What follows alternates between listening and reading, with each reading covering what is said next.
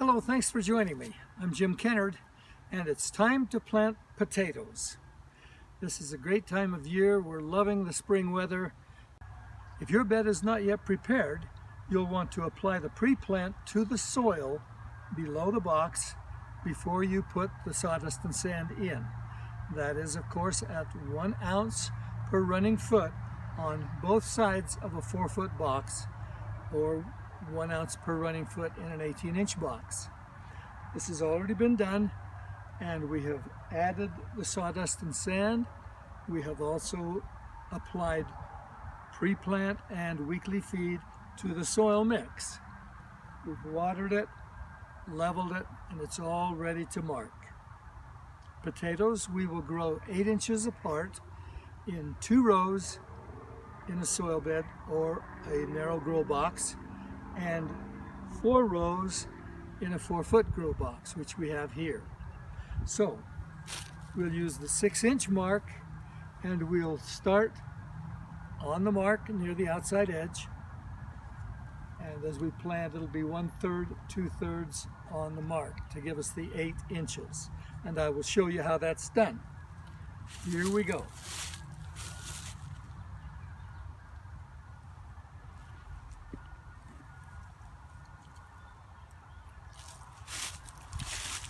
We'll be planting 2 varieties of potatoes.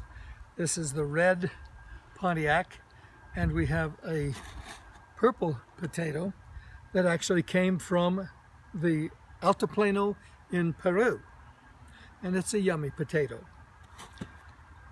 Look at the eyes, how they're beginning to sprout. Hopefully you'll get to them before they sprout much bigger than this.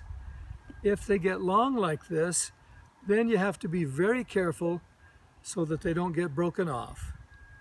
This is a better situation where they're short, or even better when they're just barely starting to sprout and the eyes are just showing. So now we will cut the potato. We always want to make sure that we have at least 1 good viable eye in each piece of potato. You do not have to plant the complete potato. We will actually plant this one with a good eye there, 2 good eyes there.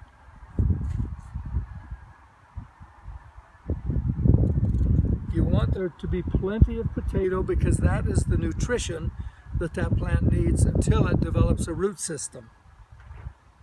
So now, there's been much said in traditional gardening about letting these sit for a couple of days until this scabs over.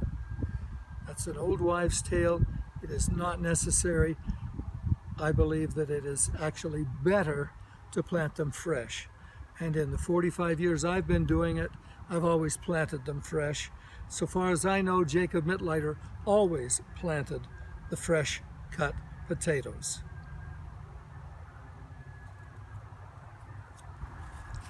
I'll also cut one of the Peruvian potatoes so that you can see the beautiful purple flesh underneath.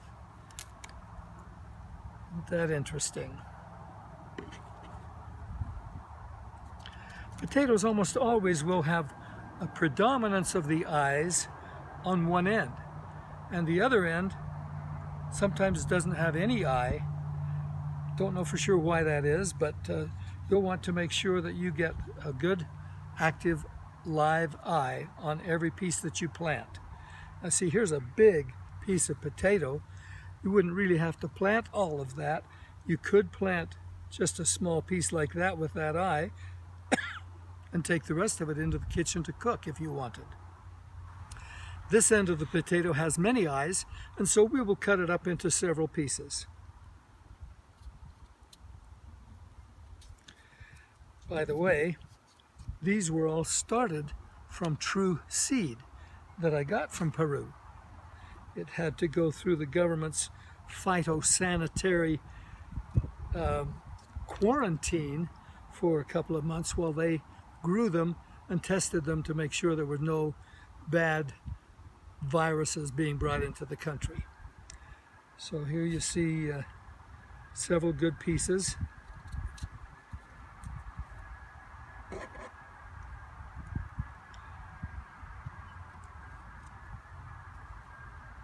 Now, depending on how many potatoes you can have bigger pieces or smaller pieces.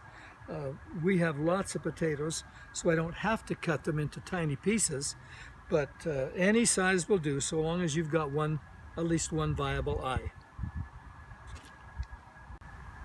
So we're going to mark the box using the 6-inch mark like this.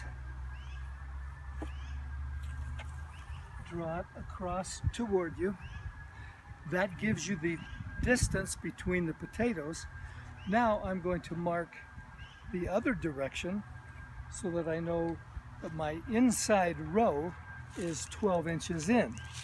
And so I put one mark next to the edge and pull that way.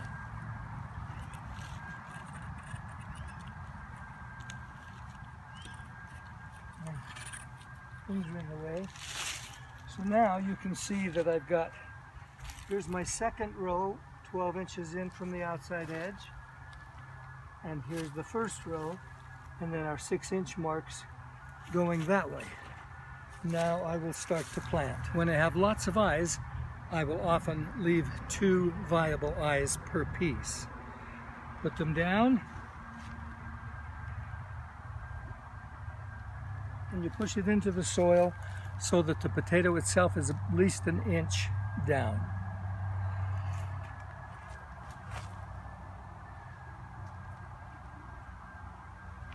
If you have a potato with a long growing tip there like that, you have to be very careful not to break it off, and you also want to try and keep that below the ground if you can. So my first one was on the mark. Now I'm 1/3 and then 2/3 and then on the mark. So I am 8 inches apart, and you can bury them as you go, or you can leave them all open and bury them all at once.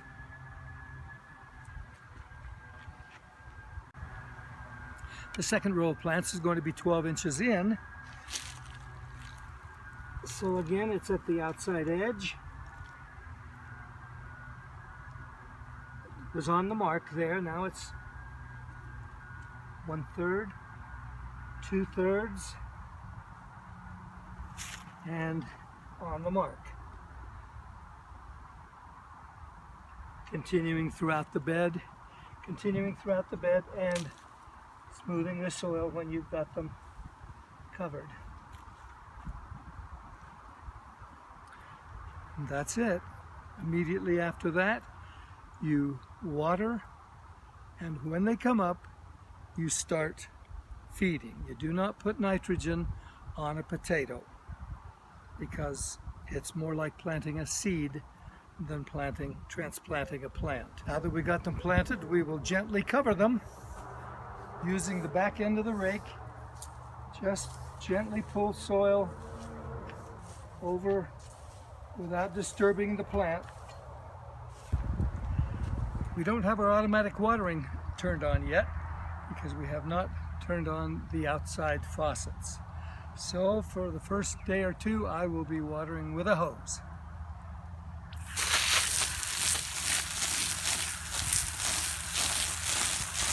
As soon as these potatoes show themselves, we will give them their first weekly feed. Thank you.